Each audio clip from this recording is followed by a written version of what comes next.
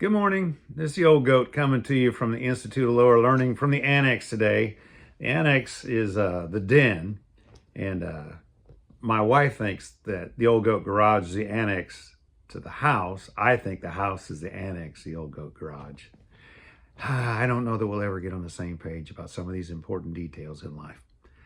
I want to talk to you this morning about something that has just recently kind of popped into my brain. The gurus say that we have 50 to 70,000 conscious thoughts a day, and we process literally multiple millions of data points a day. Most of them just never become conscious thought. And even a lot of the things we process are not conscious thought. Well, there's been some things bubbling to my conscious mind of late that have me excited, and I want to share them with you, but I've got to warn you in advance that there's a process I call thinking out loud, which means I have maybe some of the bones, the skeleton of an idea, but to flesh it out, sometimes I've got to hear it out loud. And guess who is going to be the other half of this dialogue? You are, if you're so crazy as to stick around. And I think there's a blessing to be had in this. I know that the core of this, which I'm going to get to at some point, I don't know if this can, I know if I talk about everything that's already run through my head about this would be an extremely long video. It's not going to be, I don't think, because I don't think I can really get it all said in one. But before I sign off today, I'll kind of give you the core of this, but I want to lay a foundation first. And it's a word that is really a trigger word, and it's a taboo word pretty much in our culture, but it's a word that has weight and meaning, and it's fortunately, it's the introduction. It's not the conclusion of what I want to talk about in this series. It's a word that I had never really given a great deal of thought to in regards to its meaning. And I looked up the dictionary definition, and it's expressive, but it is absolutely, at least the definition I read, is not complete. At least not in a worldview that takes in something beyond self. I think this might be of interest to people who want to understand themselves better, regardless what your spiritual or religious, philosophical persuasion is. But I will tell you that this is really coming from a believer's perspective, not a churchianity perspective. I'm still way, way down on churchianity. I don't want to be made churchandized of. That's a word I'm going to claim credit for as Adonism, but really it came from the Holy Spirit, I think. And that's a play off of a word in the book of 2 Peter where Peter's talking about false religious leaders who make merchandise of you. And I had the thought one day as I was thinking about that, they make churchandise of you. They suck you in so they can suck you dry. I don't want any part of that. I have been a part of that, and some people would say I still am. I don't know. I try not to foment that, I try not to support that system of religion that really just sucks the life out of people. I think true spirituality liberates people, and it liberates them in a very specific way, not to just run amok, not to just run wild, not to chase their passions. You chase all your passions, you become schizophrenic, because some of your passions and instinct are at war with some of your other passions and instinct. And we were created with a specific instinct. And it's as we pursue that the splintered, chaotic pieces of self begin to be integrated, and the puzzle begins to come together. And life begins to make sense, even if it's not easy. And we begin to have hope and peace and confidence, even in the midst of life's storm. So anyway, that's kind of what I'm about. But today I want to talk about this, and I think I'm going to backtrack a little bit. I'm going to go ahead and throw out the cookie. I had a friend who's now passed away, but he says, put the cookies on the bottom shelf.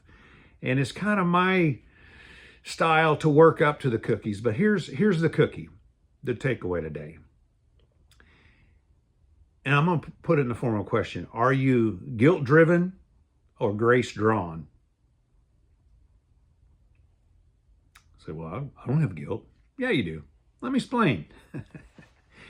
And I'm going to use a story, and I take this as a literal series of events. Some people see it as allegorical, and maybe if it's allegorical, it's actually more powerful. But it certainly explains a lot about me and the people that I encounter. And most of the people that I encounter deeply are people who have really struggled with life, who've had a rough ride, and they feel isolated and alone. And I don't want anybody to feel isolated and alone, because I've been there and it hurts. It stinks to be just feel like there's not a connection to anything, anyone in the universe, to just be cast adrift into the universe, the galaxies, without companionship, without direction, without control, without a final destination that is a place of rest and peace and hope and comfort and joy and companionship and relationship, all those things that mean so much to us humanoids. So anyway, jumping in, I want to talk about guilt. And I don't want to lay guilt on you. I want to help you identify it. And then I want to help you identify the way to get out from under it. First of all, the dictionary definition I looked up basically said that guilt is a feeling of remorse. And it is that. It's a sense of regret that you did a particular thing or that you engaged in some practice. But the reality is guilt is much bigger than just a feeling. Guilt is a state. It's a state in which we live, and it's a state that manifests itself in virtually every area of life. I made the statement before that Genesis chapter 3, where it talks about the fall of man, Adam and Eve's choice to remove their trust from God and put it in a snake and in themselves, is the foundation of anthropology, psychology, sociology, theology, and probably some other ologies too that I'm not thinking of at the moment. But that act of choosing not to trust God, choosing not to follow his single instruction, his single prohibition, that one act just upset the whole apple cart. You know, in Greek mythology, they talk about Pandora's box. Well, in biblical mythology, theology, if you will, bibliology, Pandora's box is what took place when Adam and Eve decided that they would decide for themselves. They would declare their autonomy and decide for themselves what truth was, what meaning was, what good was, what evil was. And what they discovered was once they opened that box, once they allowed evil to become an experiment, they had no control over it, and neither do we. So anyway, backing up here, guilt is both an emotion and it's also a state. You know, when somebody is charged with a crime and the jury comes back with a determination of guilty, a finding of guilt, that person may not have any emotion. They may still feel like they're innocent, and they may be innocent. Probably, in most cases, the reason they don't feel guilt is because we are really good at rationalizing. You know, one of the ways I've put it before is that the mind excuses what the heart chooses. We do what we're impelled by our character or lack thereof to do. And this doesn't cover every action, but it covers the big important things for the most part in life.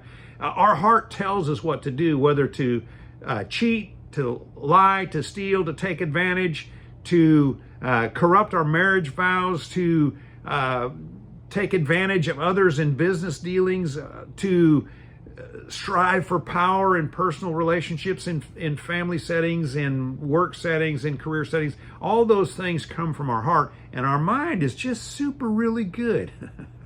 Just without fail. It can come up with a reason why. We had no alternative. This is what we had to do. So anyway, let's jump back at this and look at this guilt as a state. If you're not a psychopath or a narcissist or a sociopath, you already know what the emotion's about. And I hope to remember to get into the why we even have that capacity in a little while. Maybe it'd be better for me to address it now. And really the reason we have the capacity to feel guilt is to drive us to grace. Now we'll get into that more later. But back again to our courtroom scene where the jury has found someone guilty. They have been declared to have fault and to have transgressed a law, to have broken a law, to have stepped across a boundary that society has set and sometimes that God has set. And so sometimes that declaration of guilt comes with a feeling of guilt. Sometimes they're separated. And sometimes we have the feeling of guilt without having crossed a civil or legal boundary, a legal judgment of guilt, but the feeling is still there. I want to talk again, and I know I've said this several times. I'm rambling. I know that. It's the way that, again, I'm thinking out loud here. I don't have all this planned out. The more I hear myself talk out loud, the more I begin to condense and focus my understanding, sharpen my understanding. And again, thanks for being along for the ride. I hope it's a help to you. So the state of guilt. The first thing that happened in the state of guilt was Adam and Eve knew they'd messed up. And the interesting thing is that when Adam and Eve partook of the forbidden fruit, and they had, prior to that, in the process of making that decision to do that act, they had taken their complete trust, their complete surrender, the complete harmony and union and communion with their God, and they had placed it in, again, in a snake, in themselves as individuals, but also in one another. It's interesting that they did it in communion. You know, it's kind of an interesting thing to me, and this is a little bit of a side note, that one of the most common features of people in dysfunction is the way that they assuage their guilt, the way that they rationalize and justify their behavior is they recruit people to their dysfunction. Have you seen that in life? You know, nobody's content to just drink alone. They want to drink with friends. I'm adjusting the camera here because, you know, low tech stuff here, but they're not content to drink alone, get soused alone. And if they're angry at their spouse, that's going to come out when they're drinking. A pretty good chance of that. Yeah, I'm sure there are exceptions, but I've seen an awful lot of that. And then they not only does that anger come out, but they got to share it with their buddies in the bar. And the next thing they know, their buddies in the bar hate that guy's wife. And when they're sober, they can't figure out why, you know, their buddy don't like their wife. You know, I've with some of our, this isn't to denigrate or put down, but with some of our loner babies, kids that have come into our home that we either adopted or had as foster kids. It's so gut-wrenching when you see them begin to associate with people who have no interest in their well-being. Oh, they claim they love them, they care about them, but what they really want is they want them to endorse the bad habits, the dysfunctionality of their life by recruiting them, drawing them into that dysfunctionality. So Adam and Eve did that. That's the foundation of sociology. We like to think of sociology as, well, sociology is essentially the study of the behavior of people in groups. And unfortunately, in a lot of ways, that's a sad story. One of the remarkable things about America was that our founding fathers understood that in a group, you know, sometimes we do group stupid. You know, if you don't believe in group stupid, go to a football game and watch the way people uninhibitedly act and express themselves, both sometimes in somewhat of a positive, enjoyable way, but sometimes in a pretty negative way. The riots that break out after somebody wins a Super Bowl, explain that to me. You can't unless you just believe in the concept of group stupid. So, moving on here. This is an act that took place in company, in partnership between two people who up to that point had never had any conflict, never had any reservations, inhibitions with one another. In fact, the end of chapter 2 says that the man and woman, they were naked and unashamed. They had nothing to be ashamed of.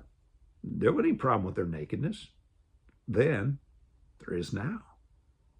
You know, when we see somebody walking down the street naked today, and I've experienced that. I was doing a security duty at an event some time ago, and as the event was breaking up and people were beginning to leave, there was a guy who showed up on the property completely naked, ranting and raving. He had a pretty big and vicious dog. In fact, that dog ultimately bit a police officer who was trying to subdue this guy. He just wasn't trying to subdue him because he wanted to arrest him. He was trying to subdue him because the guy was out of his mind. And we knew, you know, instantly when we saw this guy naked walking down the street in cold weather that, you know, there was something amiss here.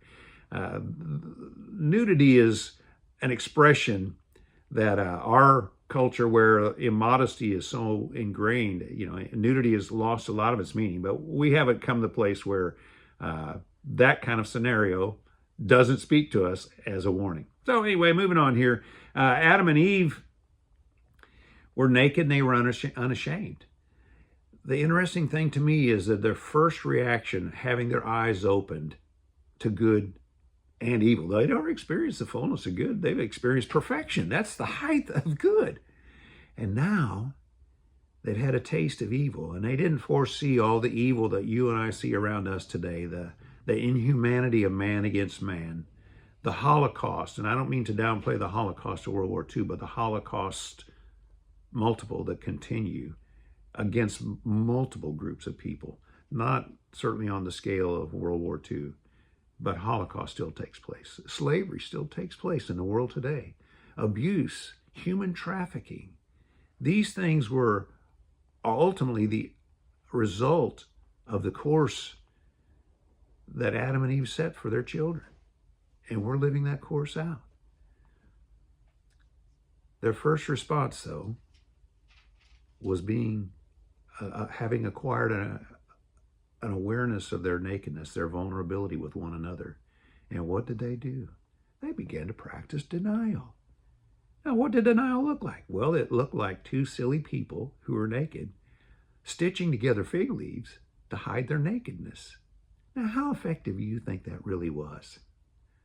I can't imagine that was very effective. Did it take the edge off? Yes, and we're still trying to take off the edge off of the nakedness of our guilt. And we still practice denial. And we still practice rationalization. Rationalization is one of the most gigantic forms of denial. Well, again, we can come up with a reason. There's a reason for everything we do. We call them excuses. Reasons and excuse are not the same thing. I have a reason for everything. My reasons do not always excuse my behavior, because some of my behavior is inexcusable. Oh, I can come up with a rationalization of how I got there and how in the moment it seemed like the appropriate thing to do. Doesn't excuse it. So denial became a part of our guilt problem.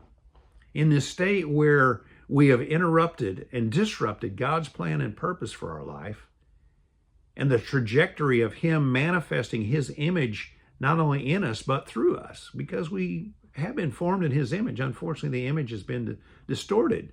And yet we don't want to acknowledge that distortion, so we deny the distortion. The second thing that took place was posturing. What do you think Adam had to say to Eve about those fig leaves? Baby, you look good in that dress.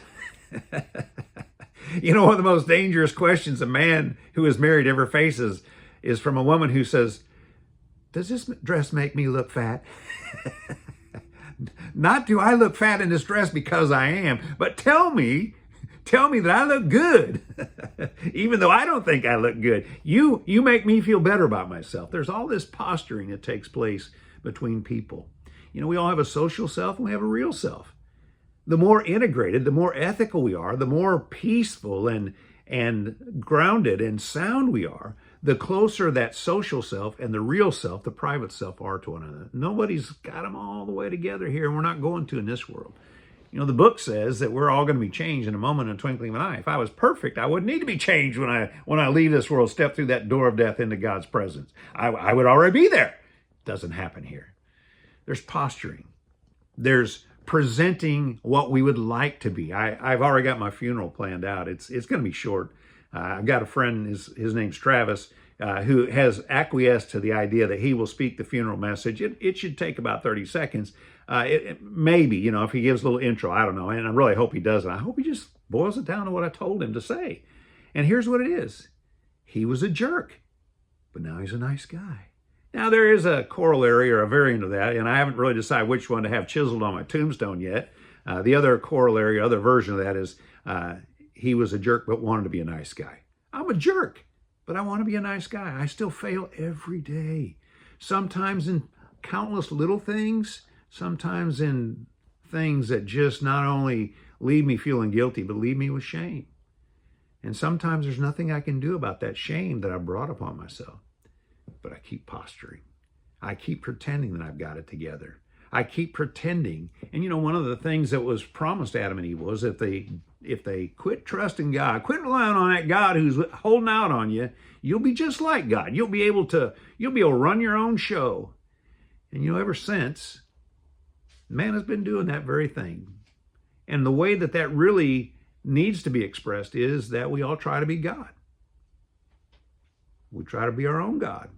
And unfortunately, sometimes we try to be God over other people's lives. There's a line from a song from the 70s. Song might be named Sunshine. And I don't remember who the artist was, but there's some man's going, he's tried to run my life. He doesn't know what he's asking. He can't even run his own life. How in the blank can he run mine? And I don't remember if it had the blank in there or not. But anyway, we posture by pretending that we've got it together.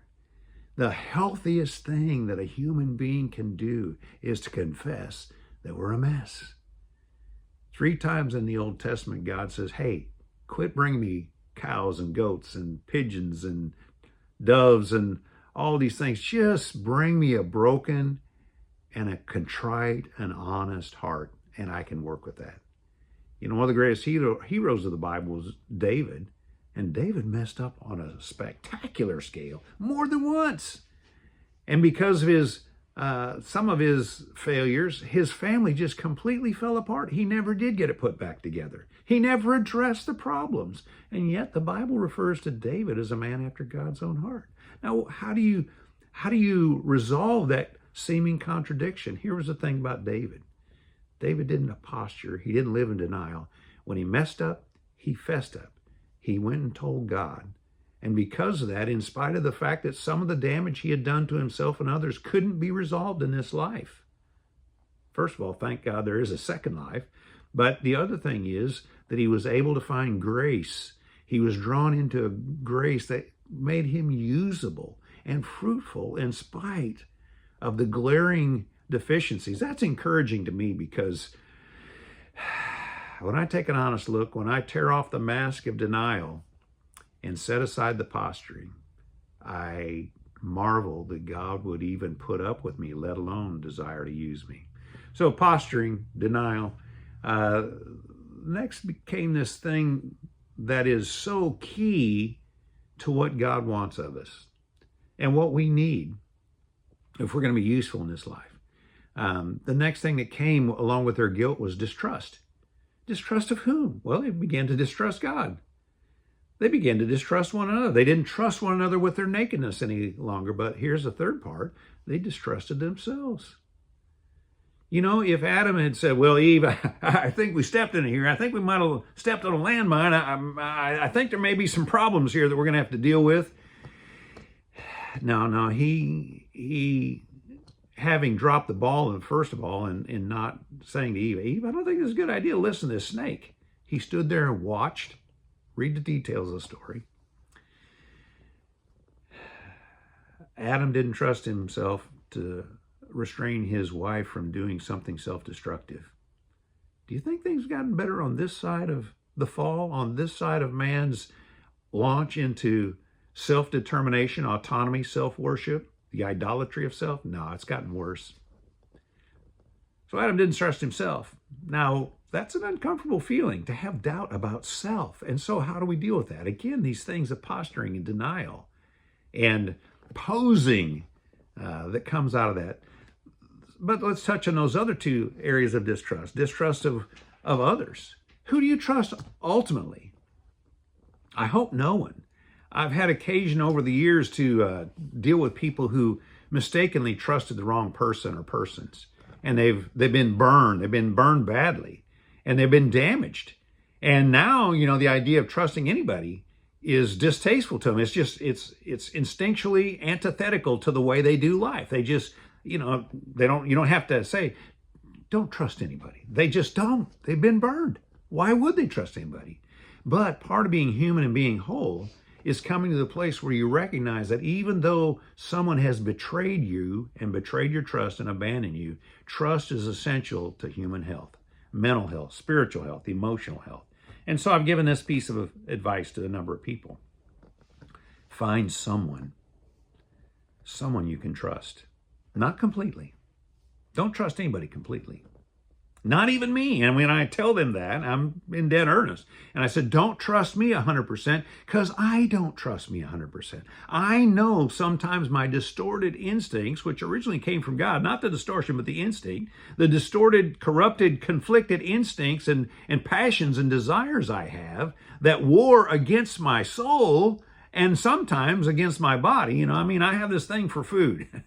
Need I say more? And I believe there are things that might be worse for us that we ingest physically that are worse than food. You know, I used to kind of be into high impact entertainment. You know, if I didn't break a bone, I wasn't having fun. I've broken a lot of bones over the years, and I've slowed down. But I've had motorcycle wrecks, and I've had car wrecks, and I've jumped off of cliffs and broke my tailbone one time. Just, you know, things that every person does because they're trying to nurture, you know, physical activity. No. We do things that hurt us sometimes. Now, how in the world did I get there from? Well, oh, because we trusted self. Yeah, so I tell people, don't trust me 100%. I don't trust me 100%. There's only one person that's worthy of 100% trust. And I promise you that if you are bold enough and courageous enough to trust that being, it will scare you nearly to death sometimes. That being is God. I've given this piece of advice a number of times over the years when somebody was just, I don't know what to do. You know, they're just paralyzed. They're deadlocked at square one in life. And I said, well, ask God what the first step is. And then ask him for the courage, the strength to take it. Now, why would you need to ask if you know what to do? God says, do this, let's just go do it. Well, because you need that courage, that gift of courage, that gift of strength. You need him to motivate, push, and empower you, because that first step is going to be a step you've already taken. Perhaps. And that step didn't get you where you want to go. Well, maybe it's the wrong time. You know, Ecclesiastes says, the wise man's heart discerns both time and judgment, knowing what to do and when to do it. The next verse says, because to everything there's time and judgment, great is the misery of man upon him. So sometimes God says, I know you took that step before, but it wasn't the right time. Take it again. Sometimes it looks like a step backward. It looks like a step towards the thing you're running away from. Maybe that's a step towards trust, finding that person who maybe they let you down one time, but maybe they grew from that. I'm not saying throw yourself back into a fire with somebody, but if somebody really has changed, not just on the outside, but their life, they become a humble, broken person. They've become contrite. That means with smallness before their God, and God has transformed them. Pretty hard to hide that. It's pretty easy to pretend that you achieve that, but if it's real, the people who really know you'll be able to tell the difference. So, trust God.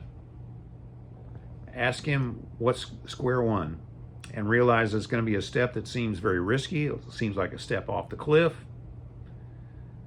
But who else are you going to trust? Self? Others? Parents? My second favorite verse in the Bible is Psalm 27:10, which says, when, not if, when my father and my mother forsake me, the Lord will take me up. He's got my back. I like the way Joseph puts it in Genesis chapter 50. I know I'm using a lot of scripture, but hey, listen, if nothing else, even if it's not an inspired book, which I believe it is, the Bible is the accumulated wisdom of thousands of years of human experience and human spiritual endeavor and human pursuit of what is good and right and holy.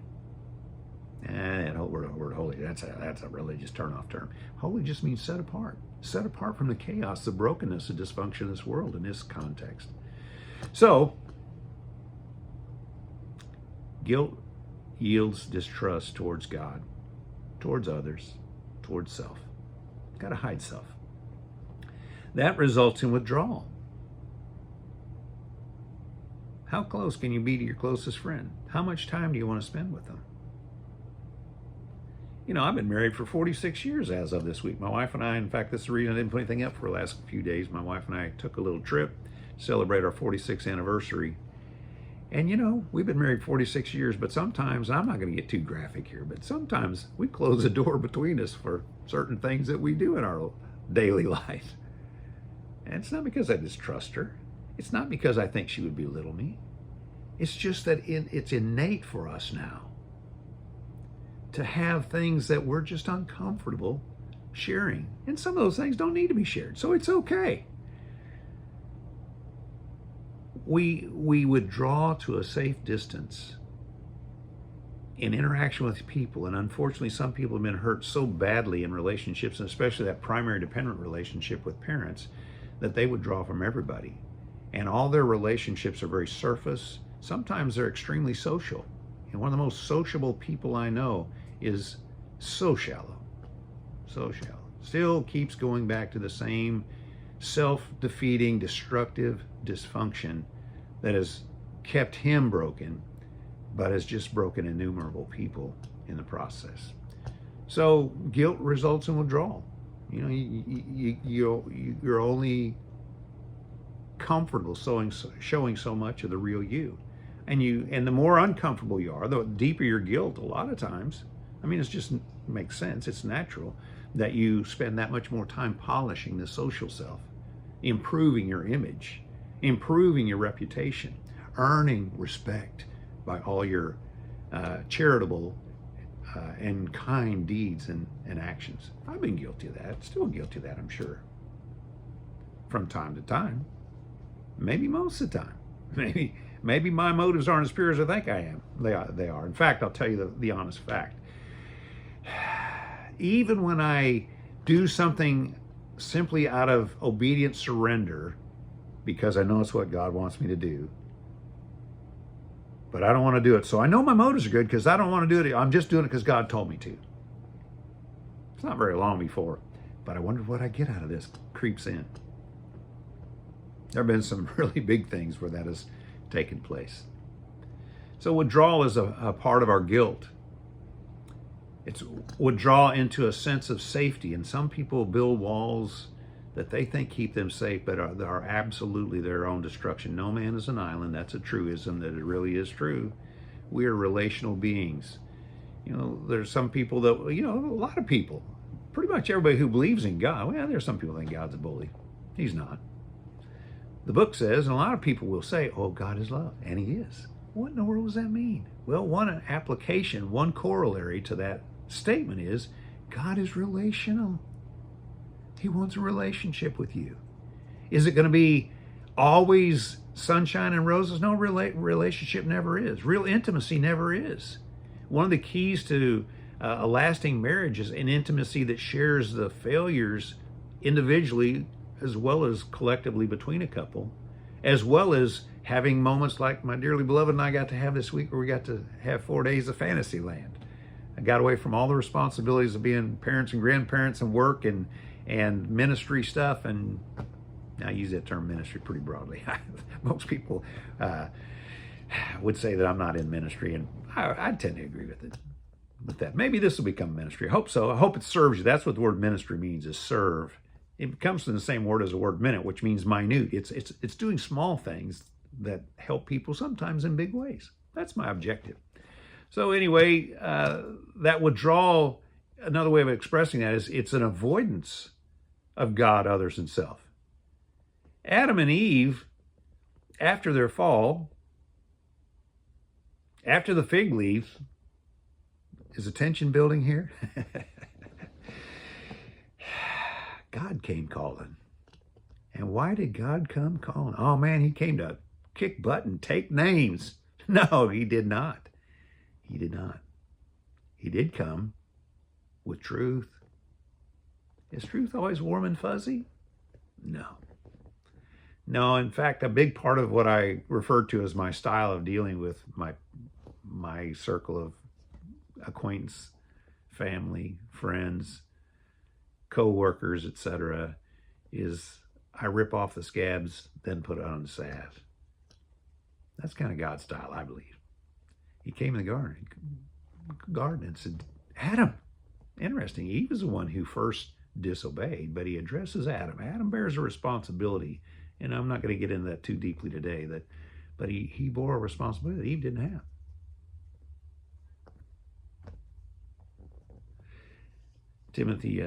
Paul's letter to Timothy expresses some of that. I'm not going to go there for the moment. Adam, where are you? And Adam said, I hid myself. I avoided you, God. I tried to hide from you. Why? Well, here's the avoidance towards his spouse. Bone of his bone, flesh of his flesh. His DNA, but simply improved. There's a case for some of the elements of feminism. Not all of them. I'm not a modern feminist supporter by any means. But women really are a special thing in God's eyes. And at least one woman probably ought to be a special thing in your eyes if you're a man. So that's Adam's response when God says, hey, God already knew. He just wanted to see, and he knew what Adam's response would be. He wanted Adam to say, oh God, I blew it. I messed up. And now I'm fessing up. I wonder how things would have gone had he done that. What's he do? He blames the woman. Oh, the woman you gave me. Oh, you, God, you're the one. You dropped the ball. You set me up. You gave me this woman who gave in, and she gave to me. Man, how flawed we are when we look outside ourselves for the present state. Now, there are lots of things people can do to you to hurt you, to dysregulate, disrupt your life. But how flawed we are, how guilty we are, how we deepen our guilt when we try to find scapegoats, when we try to rationalize and justify our dysfunction based on our victimism. Victimism is an absolutely destructive thing. Did a couple of videos where I mentioned this little saying: if you want to be a builder, not a breaker, you want to build things, you want to break things. There's not anything in between. You're one or the other. And yes, we all have some of both. We all have moments where we're one or the other. But there are people who have very few of those builder moments. Anyway, to be a builder, not a breaker, you got to be a victor and not a victim. Adam presented himself as a victim. You know, is it any wonder that women in general feel victimized by manhood? Eve didn't pick up a stick and threaten Adam. Adam willingly participated in the dysfunction of Eve's choice. Interestingly, the book says that he did it knowingly. She was deceived, but he did it knowingly. Now, I don't understand all the nuance of that because I've never stood on the other side of the fall in perfection. But avoidance toward God, toward others, and again, even toward self. There's some people who cannot stand to be alone. Now, I like communion. I like fellowship. But I also appreciate the moments in the old goat garage, particularly when I'm just messing with stuff. I'm just piddling with old machinery, tools, rehabbing something that I could throw away and replace for $10. I'll spend an hour, 2 hours fixing something that has really no value to anybody else. But there's something therapeutic about for me to be in that solitude. And I do some of my communion with my Father in those times. But to live in avoidance is inhuman and it's unhealthy. There's also a tendency to be an avoidance of anything that's true. You know, churchianity has given most, if not all people, a reason to be suspicious of religion and of religious people. And a lot of religious people are so crass and so unwilling to listen before they speak. That one thing, there's other things, but that one thing would cover a lot of ground. They're so unwilling to listen before they speak, before they judge, before they tell you how to do your life, that the truth gets a bad name. The truth is the truth. Jesus said the truth will set you free. Churchianity won't set you free. Organized religion won't set you free. Corporate religion won't set you free. Real communion with your God and with those who are seeking truth. Truth, real truth. Not just human dogma. Not church ordained practice. But because of our guilt, we have the same tendency to react the way that Adam did, to withdraw, to hide from the source of truth and the very truth itself. I haven't had very many views for some reason. Go figure. On that video that I entitled Mess Up, Fess Up. I'm sure that just the idea of confession, I'm not talking about to another human being, although there's a time and a place for that is liberating and mutually encouraging. It's got to be God ordained, not church prescribed. But when we confess, when I quit telling God how I fell into this dysfunction, how I fell into that moral sin or that moral deficiency, and I just say, God, here's what I am. Not just what I did, but here's what I am. You know, how many times do you have to tell a lie before you're a liar? Just once. How many times do you have to steal before you're a thief? Just once. How many times do you have to cheat on your wife before you're an adulterer? Just once. So when I confess to God what I am and don't just bring the rationalizations. And I let him sort out the contributing factors, the mitigating circumstances that brought me to that place of moral failure. It's amazing the way he goes to work. And he not only forgives, but he begins a process of cleansing, restoring, renewing. This word that has just recently come to my mind, recreating. He's the creator, but hallelujah. In some ways, in a more glorious way than in the original creation, he's the recreator. Because now he's not starting with nothing. Now he's starting with something that's broken and damaged and dirty and corrupt. And he's making something beautiful and useful and glorious, and something that in a way reflects his redemptive, restorative power that starting with nothing doesn't demonstrate. Anyway, moving on. That's most of it.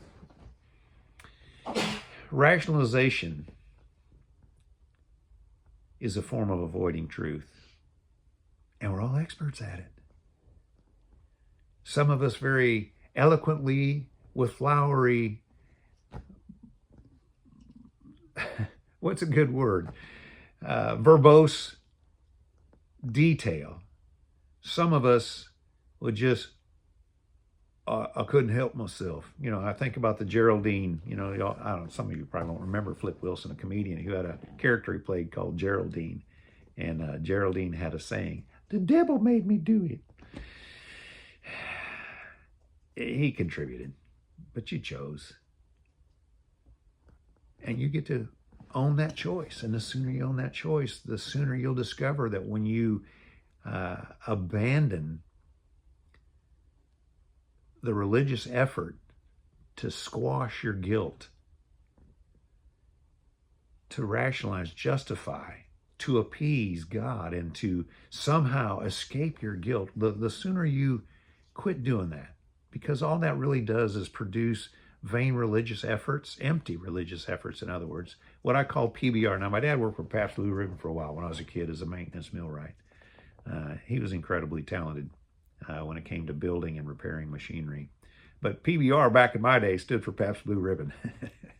But for me, PBR means performance-based religion. Performance-based religion. It's me trying to take care of my own guilt by doing nice, by doing good, by making the scales tilt the right way. More good than bad. God's got to let me in, right? No, he doesn't.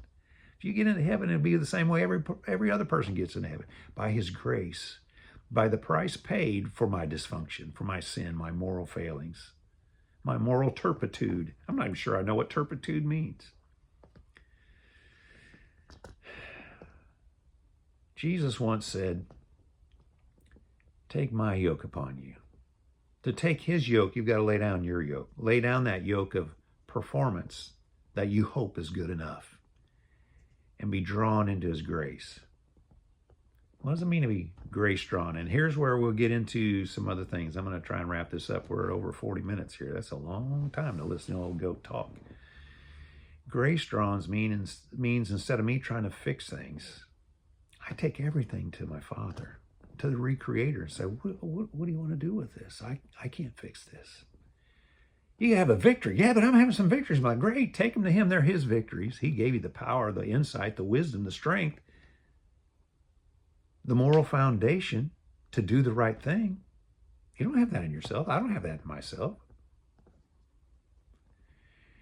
Being grace-drawn means that when you realize you've stepped in it, instead of hiding it, trying to undo it, trying to fix the consequences and bury the consequences in reality, typically, it means we just simply come to God and we confess the truth of what we've done and what we are, and recognize that he and he alone can change us.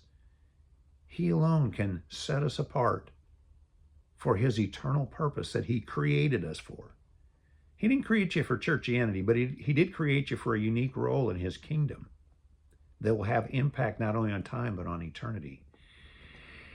Being grace-drawn means that every time you encounter something in life that's of significance, and that's pretty much everything. Our brains can't stay there all the time, but being grace-drawn means I simply keep coming back to him with everything going on in my life, trusting that his grace is sufficient. Paul said, I am what I am by the grace of God. When you know that is true of you, not just of Paul, it sets you free from churchianity, vain religious devotion, performance-based religion, self-effort, self-worship, the stupidity of self-idolatry. So, are you guilt-driven?